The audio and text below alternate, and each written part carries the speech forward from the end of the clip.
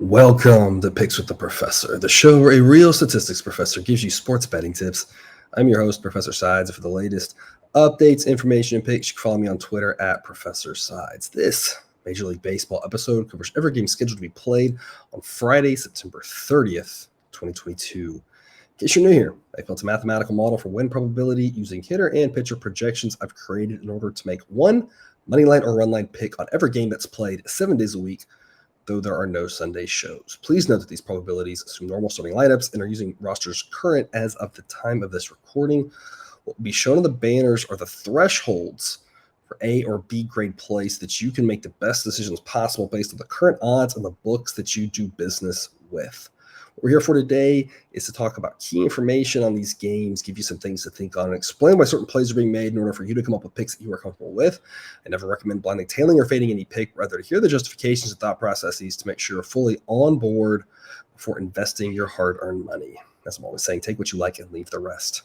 As I go through these plays, remember there are no locks in gambling, so what I'll give you are loves, likes, and leans, that is A, B, and C grades, to indicate my confidence level with respect to scaling wagers. As always, please remember that good and bad variance will occur, so as much as I'd like to say we'll be profitable each and every day, that is an impossible reality for any gambler. Like a solid week so far here, a nice little Thursday. Everything's not wrapped up quite yet, but as long as the late games hold on, it should be a nice little day, nice little week here, wrapping up our last full week of the regular season. Got some games Monday, Tuesday, Wednesday next week here. Still Major League Baseball games to profit on here, and hopefully that's what we'll be able to do this weekend. Got a lot of things I like for your Friday here, but before we get to that, some reminders. Please hit that like button if you're on YouTube. Also, if you aren't yet, please consider subscribing or following. It's free, and if you turn on notifications, you won't miss any college basketball, MLB, or college football content that this channel provides. Also, check out Horse Racing Today if you like to play the ponies. You can find their stuff at horseracingtoday.net. They've got a team of 5 with over 125 years of combined experience in handicapping horse races. There's an angle they don't know or bias they can't identify. The links for their YouTube show and website are in the description. And lastly, a reminder, we started up a Patreon page for those of you looking to support the show. Membership starts at just $3 per month. You can get things like exclusive access to the play of the day, our Discord chat, ad-free shows, early access to the shows, and early access to projected spreads. Lots of goodies there. If you're interested, the link for that Patreon is in the crawler right down there. Otherwise, we've got 2 day games here on this Friday. One of them was scheduled to be a doubleheader Saturday. They're moving that doubleheader up to Friday because of rain that is expected from Hurricane Ian coming up to the Northeast. So they're doing a doubleheader here for the Phillies and Nationals. 105 Eastern will be game 1. It'll be Bailey Falter and Eric Fetty for this one. 2 below average pitchers. Falter at least close to average. 4.21 ERA. Advanced metrics say mid-4s. Fetty 5.34 ERA. And the underlying metrics say maybe it shouldn't be quite that bad, but not a great pitcher. The Phillies have an edge here. A starting pitcher, a small one. They have an edge to bullpen, and they have an edge in the offense, but they've really been struggling as of late. Them and the Brewers now battling for that last wild card spot, so it should be a real interesting last week of the season and some of these games that they should have been able to take advantage of and cruise right into the playoffs. Weather-wise for this one will be around 60 degrees for most of this game, and the winds will be blowing in at 10 to 15 miles an hour. So I don't really love the starting pitchers on here, but I do really like going under 8.5. I've locked that in. I recommend going under 8.5. I recommend going under 8 if that's out there as well. Hopefully you get better odds at that. But Sideline says this should be 7.5. It's my favorite play on this one as of right now, as, again, the pitchers aren't that exciting, but the Nats bullpen is among the worst. Their offense isn't great. The Phillies offense has kind of disappeared. Their relievers are solid. I think 8.5 is too many runs for a chilly day and wind blowing in hard. It's going to be not impossible, but not easy to drive this ball out of the ballpark. So I played this under 8.5. With regards to the side, I don't have a play right now. Right now it's priced really well. As you can see on screen, I'm really looking for a price at least minus 164 or better for the Phillies. The current price I'm seeing on them is minus 174. For the Nats, I'm really looking for a price of plus 170 or better. The current price I'm seeing on them is plus 160. So both prices are a full dime away from where I think it really makes sense to play them. So for right now, I'm going to pass. I'm going to wait until closer to game time and see if an angle opens up. check Twitter, check the Google Sheet. I'll update. I will make a pick on this game, but if it's not very good, then it'll just be a C-grade pick. But there's some opportunity here. If the Phillies take on a lot of money, I can see the Nats on the run line making a lot of sense here, especially with me expecting a lower number of runs. It just depends on where the odds go right now. Right now, the run line is about -115, which isn't great. For a home team with the +1.5, it's not great. So it'd be an okay play, but it's I'm just not dying to make it right now. I really just like this under when I get the under 8.5. It's even money right now, which is again a great investment.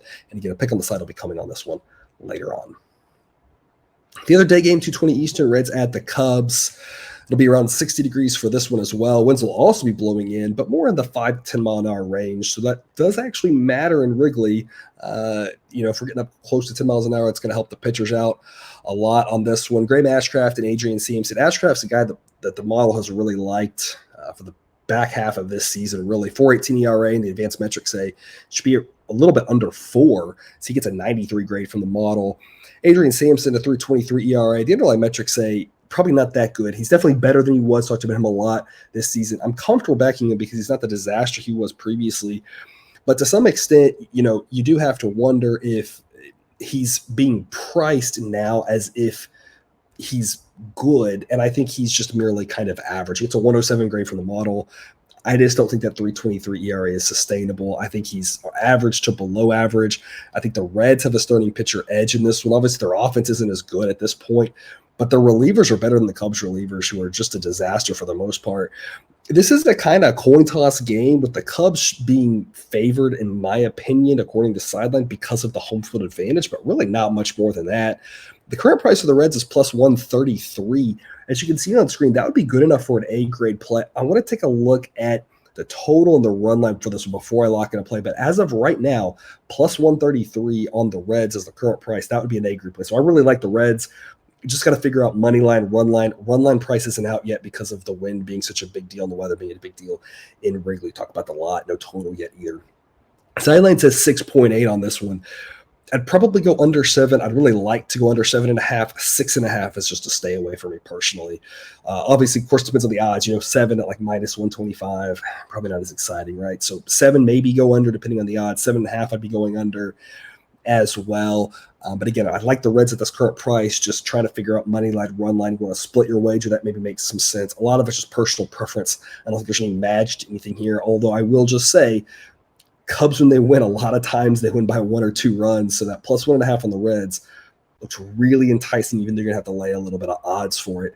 It seems just really likely to hit.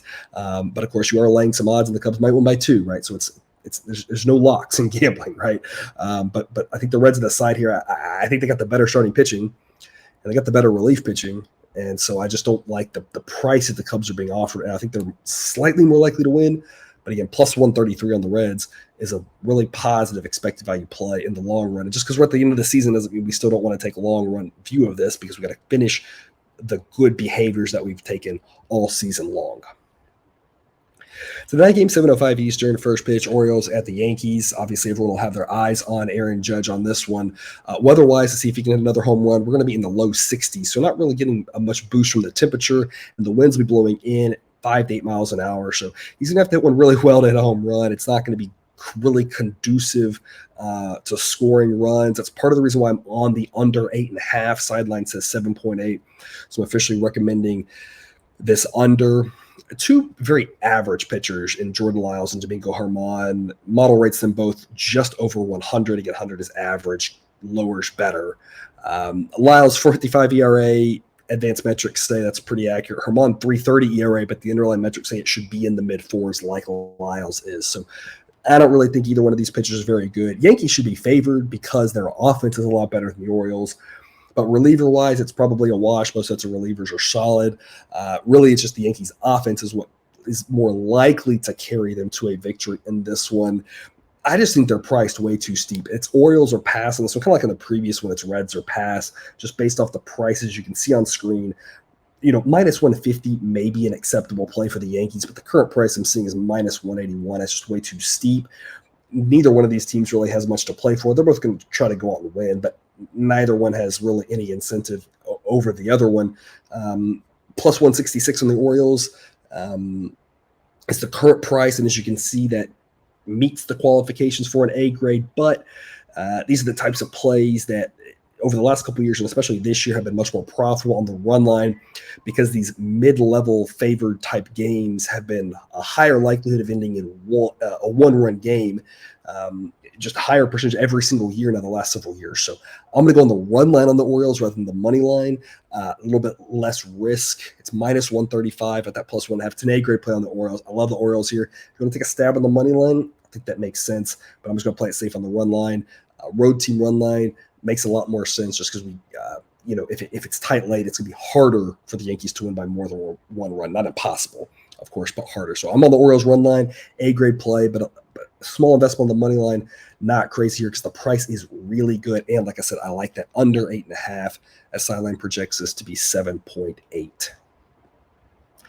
Game 2 of the doubleheader in Washington.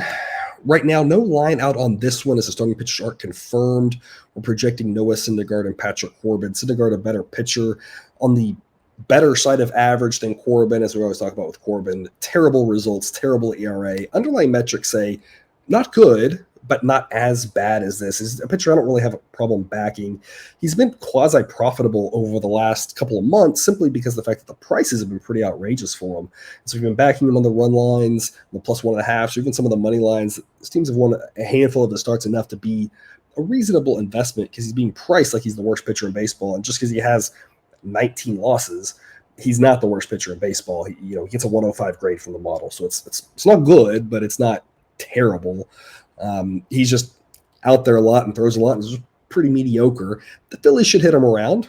But again, like we talked about earlier with the Phillies, they should be hitting a lot of guys around and they just aren't. So hard to say what will happen here. Sideline says it should be Phillies minus 169 if it is these two pitchers. Again, everything's about the price. Those price grades needed are listed there on the banners for you. They're also in the sheet, so you can just check that out and see what prices you've got and see what qualifies.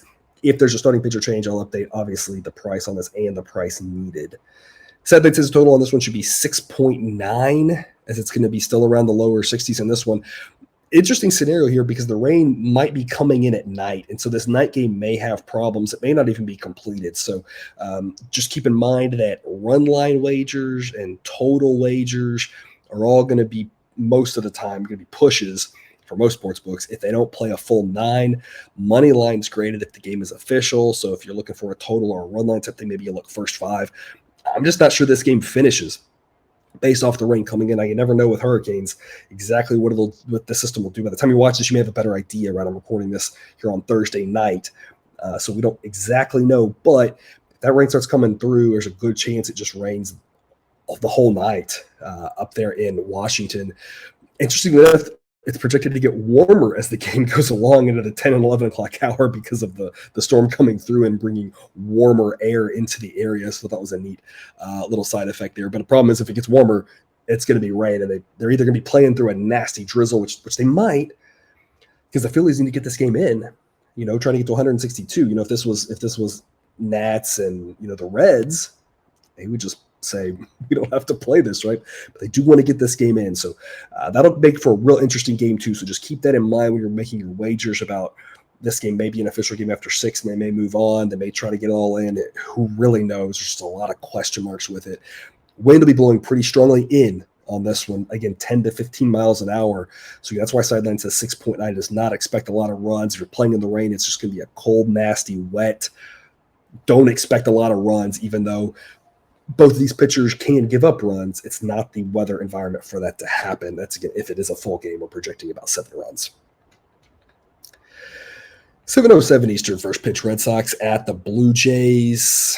Projecting the roof to be closed in Toronto, so it'll make nice playing conditions there. Nick Pivetta and Alek Manoah is what we're projecting. There's no line out on this one yet, as that's not an officially confirmed matchup. If it is, Pivetta rates exactly average, 4.48 ERA on the season. Underlying metrics say maybe a tad better than that, but pretty average. Manoah, though, of course, fantastic. It's an 82 grade from the model. That's pretty good. That top tier in the 70s. He's at 82, knocking on the door there. 2.31 ERA, fantastic results.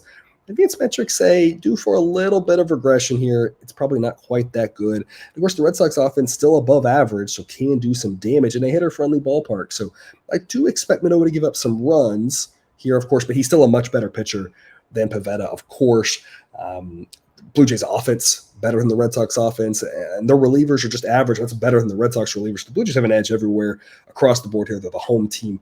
Sideline says it should be Blue Jays minus 187. So as you can see on screen, if we're in the minus 170s, that's a pretty solid play on the Blue Jays, and the minus 160s would be an A grade. For the Red Sox, really looking at plus 200, needing somewhere around that to be excited about it. And one I probably would just take a stab on the money line with if that's the price we're seeing, just because I'm expecting a lot of runs here. You can see on screen there, sideline says 9.1 runs. So I'm expecting a lot of runs, means that plus 1.5, not really as enticing, given that it could easily be, a 6-4 type ball game. So if I'm on the Red Sox, I'm probably taking the money line, but I would need a really high price. Otherwise, I think the Jays would be the side to look at here. Hopefully, like I said, we can get them in the minus 160s. That'd be the exciting price for them. Again, assuming it is these two pitchers. Get bet coming later once we actually have odds out on this one. 17 Eastern, first pitch, Royals at the Guardians. Guardians just keep getting it done for us. I mean, I think I tweeted something about this, not the hero we deserve, but the heroes we need right there in Cleveland. I'm going to back them again here. The price I'm seeing right now is minus 125. You can see on screen that's a fantastic play. Sideline says it should be minus 158. So anything better than minus 140 would be an A-grade play, and they're priced at minus 125. Brady Singer is fantastic. I've been singing his praises all year, backed him all year, backed him, famously against the Dodgers when they were plus 200 or something, and he got an easy winner by himself. He can control this game, absolutely. But when you look at this matchup, Brady Singer and Aaron Savali, the underlying metrics of these two pitchers, they aren't that far apart. Now, the ERAs are, but again, ERA is not the most predictive measure. Savali's a solid pitcher, and Singer's good, but, just to comparison to the guy we just talked about, Alek Manoah, Singer gets an 86 grade. He's good. That's a full standard deviation below average or better than average. But he's still not into the 70s even. Good pitcher, but he's the only thing the Royals offer here. Otherwise, this Guardians team is really good. I think Savali can keep the Guardians in this game. That's really all I need. He's just to hang in there, be 2-2 in the seventh inning. And then I love the Guardians at this price, being the home team with the better bullpen and the better offense. Mull over Cleveland yet again. Again, I know Singer is good, but he's the only great thing in this game for the Royals.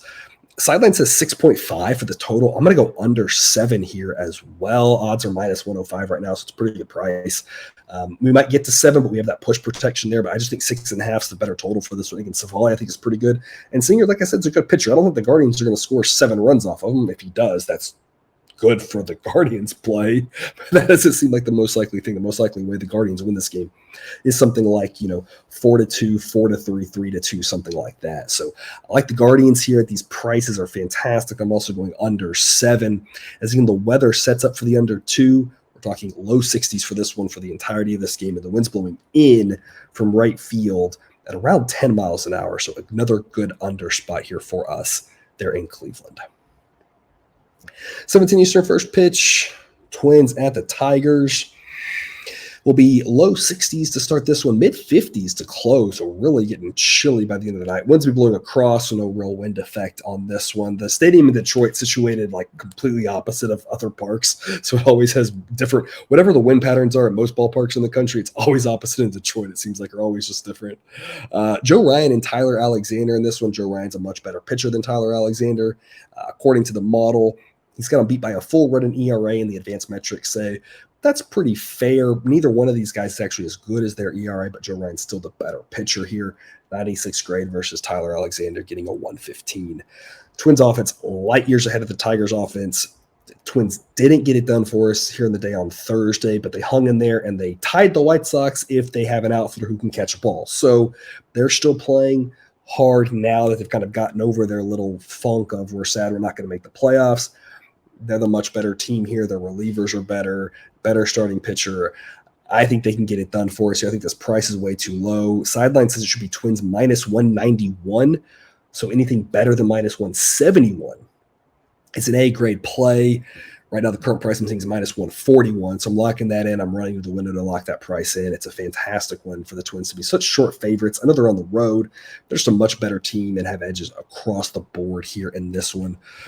Total is 7.5. Sideline says 7.9. And the odds on this over 7.5 are actually plus 105, which indicates that if you're shopping around or by the time you watch this, the total may actually be down to 7, and you have to lay some odds in that. And those are roughly equivalent. If you're laying, minus 115 or minus 120 or something like that for over 7, more or less pretty equivalent to the over 7.5 plus 105. It's all personal preference there. I use one book to lock in my plays. I'm not trying to shop. I'm not trying to show profits because I can shop around. I want you to get profits because you can shop around. I'm not trying to do that. So I've only got one option, so I'm taking the over 7.5 at plus 105. I think that's a good play. I also like the over 7, even if it's juiced. Sideline says the total should be 8. Not great weather, but also the best pitcher in this game, being Joe Ryan, is barely better than average. The Twins should score a lot of runs on Tyler Alexander in this game. And we've seen in recent days the Twins, game goes over on Thursday, game goes over on Wednesday. They're still an offensive-minded ball club. They can get some runs. So I'm going over 7.5 plus odds on this one, along with a Twins A-grade play. The price right now, just way too good to pass up. 7:20 Eastern, a game we should all be having our eyeballs on. Division race, fantastic. Also, these two pitchers, my goodness, this should be a dandy of a ball game. Jacob deGrom and Max Fried, two of the best pitchers in baseball. Obviously, deGrom, the best. Max Fried, throwing his name in the ring for second best pitcher. All season, Sideline is just jostled around who the second to 10th best pitchers are. There's a handful of them, and Max Fried's been one of those guys in that spot. Should be a great pitching matchup and benefiting the Braves. Mets offense not as good against left-handers as they're very left-handed and switch hitter heavy. So that's advantage Max Fried in that regard. Obviously, anytime Jacob deGrom's on the mound, it's advantage Jacob deGrom because that guy is insanely good. Weather-wise, no rain from the hurricane. It's staying further to the east, thankfully. The winds will be blowing out at 10 to 15 miles an hour. So we're getting some winds from that system potentially, but no rain from it, thankfully. Weather-wise should be nice, low 70s to start, upper 60s to close. If the wind was blowing in, I would be going hard under on this one. But that wind going out, some routine fly balls are actually going to be home runs here. So this is not a total I'm playing. Sideline says 6.4. The total is 6.5. I'm not touching this under. That's too low of a total for wind blowing out, a couple home runs, and all of a sudden this total's cooked. So I think it's a stay away at 6.5. I'd go under at 7, but just because that push protection, because 7 is such a common score, final score for baseball games. So go under 7 at 6.5.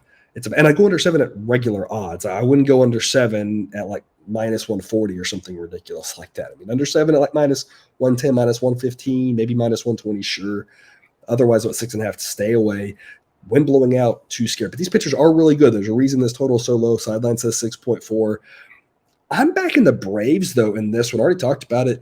The Braves' offense against a righty is better than the Mets' offense against a lefty, and that basically balances out how much better deGrom is than Fried. deGrom's better than Fried by about the same amount that I like the Braves' offense against the righty more than the Mets' offense against the lefty. That cancels. These bullpens are both fantastic. Two of the top, probably 3 bullpens in the league, with the Guardians being the other one up there. Really, to me, this boils down to I'm giving Braves home field advantage. That's about it. Model says Braves minus 119. I think that's basically home field advantage. And so based off of that, A-grade play would be on the Braves at minus 107 or better. The current price on the Braves is plus 109. I'm grabbing those plus odds every day of the week here. This is a coin toss game, slight edge to the Braves given the location. It'll be a playoff atmosphere. Whatever you can cap out of home field advantage will happen here in this one. Plus 109 is a fantastic price on the Braves. Even money is a fantastic price on the Braves. You can look run line. The price I was seeing was like minus 170. Not a bad play. We're not expecting a lot of runs. We're expecting a tight ball game. It's just a long stretch from minus 170 to plus 109. So I'm just going to stick to the money line and say, I think the Braves can win this game. Give me plus odds. But if you want to split your bet, you want to play run line, I think that's pretty reasonable too. It's just the odds are just really steep, and they're not steep because we're not expecting a lot of runs. But like I said, given the wind blowing out, somebody winning by 2 or 3 wouldn't surprise me. And I don't really know who it'll be, and that's the point of I like the Braves at plus 109 because if I don't know who's going to win, give me plus 109, right? And like I said, slight edge to the home team here. So home team plus 109. Both these pitchers are fantastic, but somebody is very likely to give up a couple home runs because of this wind. And that'll decide the ball game. So give me those plus odds every day of the week there. 8-10 Eastern, Marlins getting it done for us here. A team I mentioned 24 hours ago continues to play hard, beating the Brewers with the late comeback on a grand slam. The Brewers and Phillies, backing into the playoffs. And I just want to get this out there now. There is, I think I mentioned this, there's no data that indicates if you're playing well going into the playoffs that you do well. There's no data that indicates if you're playing poorly going into the playoffs that you do poorly. There's no correlations whatsoever. We've looked at this. This is an open and shut case. It's very easy to analyze. It's been done and done and done. So that they're playing poorly doesn't mean they won't do well in the playoffs. It's more likely they won't do well in the playoffs because these are very flawed teams, and flawed teams tend to not do well in the playoffs. That's what we're seeing from both the Brewers and the Phillies here. They'll turn to their ace in this one, Corbin Burns. The sad thing for them is they're going to have to face an ace in Sandy Alcantara, a guy who's almost assuredly going to win the Cy Young. Two fantastic pitchers, projecting the roof to be closed on this one. And given the Brewers' mediocre offense and the Marlins' lack of an offense, check out the sideline projection on this total, 5.4. I'm going under 6.5. I'd go under 6 on this one. 5 is the most likely outcome. These pitchers are fantastic. They're going to go deep in this game. This is what we signed up for when you want to watch a pitcher's duel. This is it. And the hitters are going to make it look even easier than it actually is because these are good hitters. So you got an all or nothing offense in the Brewers against a guy like Alcantara. I see a lot of strikeouts happening. Maybe they hit a home run or two, but I don't see them getting to this total by themselves. Marlins off against Corbin Burns, probably not going to do much either. Maybe they get to the bullpen. This is a 3-2 type game, very similar to what we saw here on Thursday night. I'm going to grab that under 6.5. I would go under 6 if that's what you're looking at as well, at that push protection on the 6. And I'm going to grab the Marlins plus 1.5, just like I did on Thursday on the run line at plus 1.5. It's minus 155. It's a B grade play for me there. Odds are too steep for an A grade, but I do think the Marlins can hang in there, have a chance to win this. I like them more so on the run line than the money line, simply because by projecting fewer runs, that means that we are getting more value on the plus 1.5 than the odds makers realize because they think there's more runs. So when they do the translation for that, they are thinking that more runs means it's more likely that the Brewers win by a bigger amount, right? But we're thinking that's not true. So that difference in opinion is where we get a little bit more of an edge on the run here. So I specifically like the Marlins run line in this one. I think it's going to be a tight ball game. I think somebody wins by 1. Somebody could win by 2. That's why every play can lose. That's why it's only minus 155. It's not like we're laying minus 500 and it could lose, right? It's minus 155. Sure, that can lose. But I think there's a really good chance somebody wins by 1. A low-scoring game. There's a little bit of value here in this run line play. So it's a B grade pick for me on the run line on the Marlins. And again, taking under 6.5. 8-10 Eastern, Rays and the Astros. Drew Rasmussen versus Framber Valdez. Framber was just announced very recently, so no line on this one yet, but should be a very good pitcher's duel. Framber Valdez, top 5 for the Cy Young in the AL, having a fantastic season. Finally lost his streak of quality starts. Not that quality starts means a whole lot. Just an indication of how all season long, how good he's been. I remember from the very first, one of the first episodes, because Jared was on, we were talking as Astros fans about Framber Valdez, that when you get good Framber, you got a good Framber. When you get bad Framber, it's a pretty bad Framber. And for the most part, it's been good Framber all season long. Last start was the exception. You expect him to get back to it here. He's been so good all season long. Most of last year and the year before as well. He's really establishing himself as one of the better lefties in the game. 2.69 ERA, underlying metrics say right around 3 makes sense for him. Drew Rasmussen, the guy kind of constantly talking about, always undervalued, a really good pitcher, 2.85 ERA. Advanced metrics say mid to low 3s for him. 2 good pitchers here, 2 good bullpens here. Rays offense, kind of mediocre. Astros offense good, but right now I'm projecting Alvarez to be 50-50. Just don't have any idea if he's going to play or not based off of him exiting 2 nights ago with an injury. So just not sure about him. Right now with him being 50-50, sideline says Astros minus 153. So anything better than minus 150 is an Astros play. Anything better than minus 140 is an A-grade Astros play. And for the Reds, anything in the mid to upper plus 150s is a play, but once you get to plus 170, that would be an A-grade play. If I'm playing the Rays, though, I'm playing them on the run line. Sideline says 6.9 runs. They're the road team. I think there's a lot of value there if you're backing the Rays. If you're doing it on the run line, if I'm on the Astros, I'm on the money line. Just depends on the price. I'll make a pick on this one later on. I'll post to Twitter and update the sheet as always. 8:15 Eastern, first pitch, Pirates at the Cardinals. Mid-60s to start, around 60 degrees to close. Winds will be blowing in at around 5 to 7 miles an hour. Johan Oviedo versus Jack Flaherty. Both of these guys are below average according to the model. Oviedo's having a solid season, hasn't gone a lot of length yet as they're working him in to be a starter.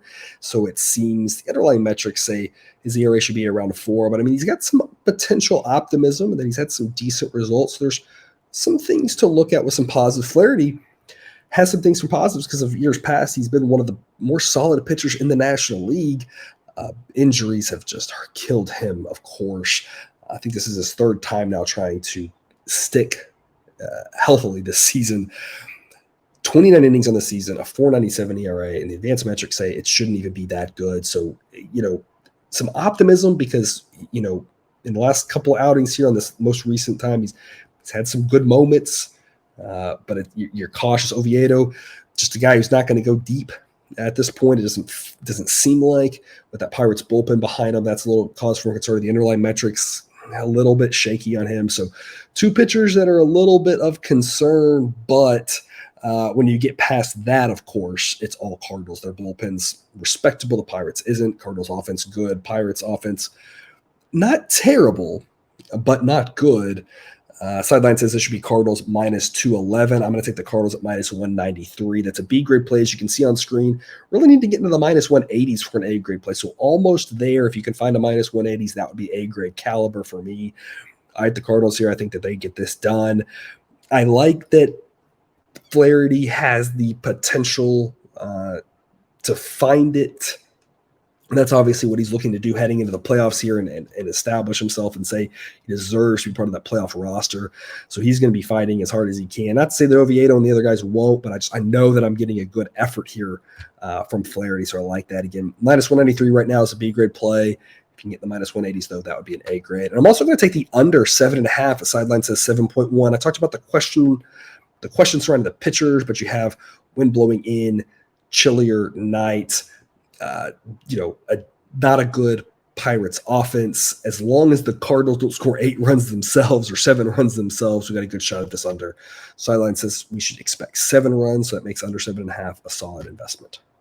Also, of course, talking about Busch Stadium being a pitcher-friendly ballpark, that's, of course, something to note as well.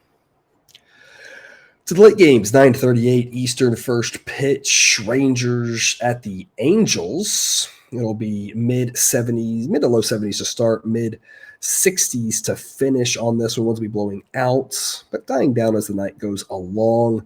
Glenn Otto and Tucker David said I've got 2 below average grades for these two guys. Otto, a 4.73 ERA, and the underlying metrics say it should be in the low 5s. Tucker Davidson, a 6.80 ERA, and the advanced metrics say it should be in the upper 5s. Not a lot of good starting pitching here. Not a lot of good relief pitching here. The difference in this game, of course, beyond the fact that the game is located in Anaheim, is the fact that the Rangers offense now, current roster, rates slightly below average, and the Angels offense actually rates above average. This is the type of Angels offense that they won all season long. Now, of course, their starting pitching is still terrible, and the relievers are still terrible, but this offense here rates solidly better than the Rangers offense. We've kind of seen over the last month they've been playing better. So I've got the Angels offense is a lot better, and at home is why sideline says it should be Angels minus 129. Basically here, that's 56%. So again, just some rough math. You could say we started off at 53% because the Angels offense being better and the Rangers give them 3 more percent. That's how you get to 56%. So it's a number that makes sense, just logically speaking. As you can see on screen there, if we can get minus 116 or better, that's an A-grade play on the Angels, minus 126 or better, still worth an investment. For the Rangers, we're looking for some solid plus odds, plus 132 for a B grade, plus 143 or better for an A grade. And the sideline total, this one's 9.8. Again, below average pitching. Start below average pitching in relief. Rangers offense still about average. Angels offense above average. Should be a lot of runs in this one. Weather's not too bad. So again, Sideline says this total should be about 10. So again, once we have information on this one out, a pick will be made on Twitter and the sheet. 9:40 Eastern, first pitch. A's at the Mariners, projecting the roof to be closed here. So nice weather once we get the roof closed in Seattle. Otherwise, the weather doesn't look as hot. Kid Waldachuk versus Logan Gilbert is what we're projecting on this one. Another one where there's no line out as the starting pitchers haven't been confirmed just yet. Waldachuk, 7.15 ERA on the season. Now the underlying metrics do say it should be in around 5. Obviously, he's not nearly as good as Logan Gilbert, 3.29 ERA. In the advanced metrics, that's pretty solid. There's a reason why one guy gets an 88 grade and the other a 108 grade. So obviously the Mariners have a pretty big edge there. Edge in the bullpen, edge of the bats. Mariners struggling as of late. Having times where the offense looks lost, times where the relievers who've been such a strong point all season look lost. There's a reason why the reliever grades, for so long, the Mariners were graded as one of the top 5 bullpens, top 3 bullpens even at times here according to the model. But now they're slipping a little bit, still good, but just not looking nearly as strong as they had at one point. Still a very good team, just not quite the magic that we had there riding the Mariners really for the entirety of July and August, it seemed. I think the Mariners still win this one, though. Sideline says it should be minus 231. So really I'm hoping for minus 200 on the Mariners. That's a number that gets me really excited. Unfortunately, I'm not sure we'll see that, but as long as it's the low minus 200s, I'd be okay playing them.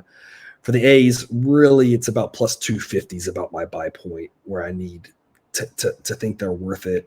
They occasionally play well and sometimes, win a game, but you have nights, kind of like here on Thursday where they don't show up. And part of that is, facing Shohei Ohtani, but part of it is also they're going to face Logan Gilbert tomorrow, who's, not as good, but not that much worse. I mean, Logan Gilbert's a pretty dang good pitcher himself, and that Mariners bullpen combined could shut them out. So I need pretty high price to back the A's. Maybe look at them on the run line or an alternate run line at plus 2.5. Sideline projects 7 runs in this one.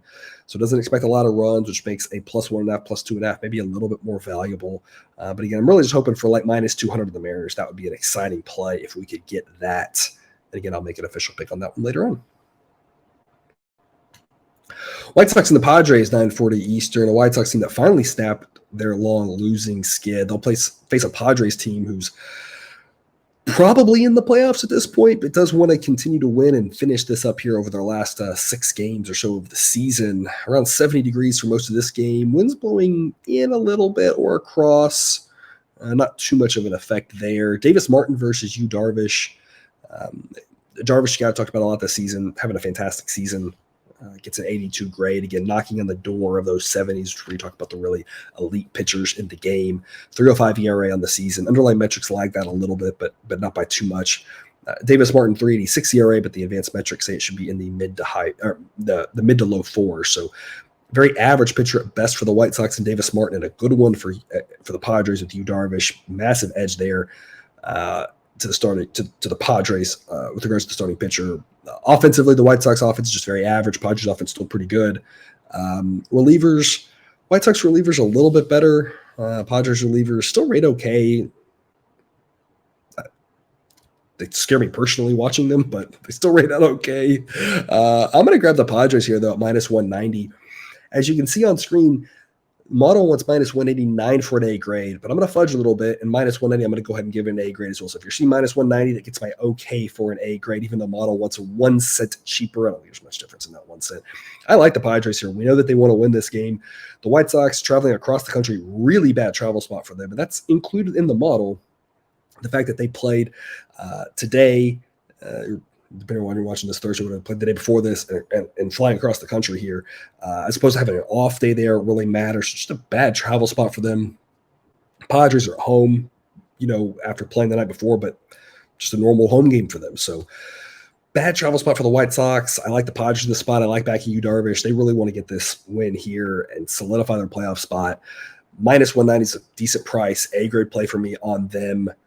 Total on this one is 7.5. Sideline says 7.6. So it's a pass for me there on the total. I think it's priced pretty well. 10 Eastern start time for the Rockies and the Dodgers. Around 70 degrees in Coors for this, or in LA, for this one. Mid-60s to finish. Winds will be blowing out. Only around 5 miles an hour and dying down to less than that as the night goes along. Two very different starting pitchers here in Chad Kuhl and Clayton Kershaw. Kuhl below average, 5.54 ERA. It's a little inflated because of pitching most of his games in Coors, but still not a very good pitcher. Kershaw, on the other hand, of course, having another fantastic season, another guy who kind of defies the age and injury process, so comes back, just keeps chucking, 2.42 ERA, and the underlying metrics say that's not that inaccurate. It's pretty spot on for him. Gets a 75 grade. Talk about once you get to that mid-70s, you're talking about elite level. Kershaw's definitely been that. Was a little skeptical. Model's a little skeptical on him coming into the season, but he's continued just to prove all the naysayers wrong, continuing to look good. Sideline says this should be Dodgers minus 342. That's a heck of a number. And no, I'm actually dinging the Dodgers a little bit here. Knowing that they're playing the night before in San Diego, traveling home, this would be a decent spot to give a guy or two a night off. So I'm kind of projecting that maybe they have one hitter out, two hitters out. Give it the Dodgers a little bit of ding for that. The sideline still says minus 342. This Rockies team is not good.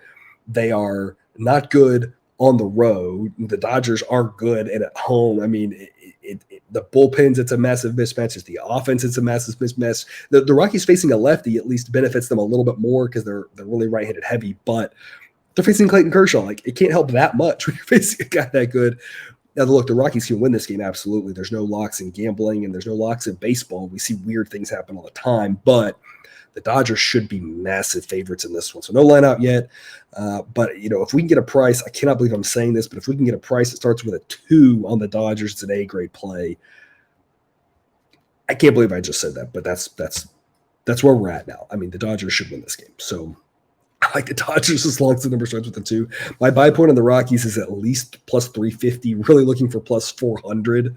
If it's plus 400, you got to play the Rockies because baseball's weird, right? And the payout is just, you can't pass it up. But just depends on what the odds are. I don't know where the odds makers are going to set this one. It's a tough job if you're an odds maker on this one because the price is going to get so far out there into this weird land that you don't see a lot of times for baseball games. And you're going to have different groups of people doing different things. It's going to be a weird one, in my opinion. So I'll be really curious to see where this number is, but there's the prices on screen and in this Google sheet as to what the model says would be a good buy point. Again, I'm dinging the Dodgers a little bit, expecting not a full lineup, and I still think they should be massive favorites in this one. And sideline says total is 7.4.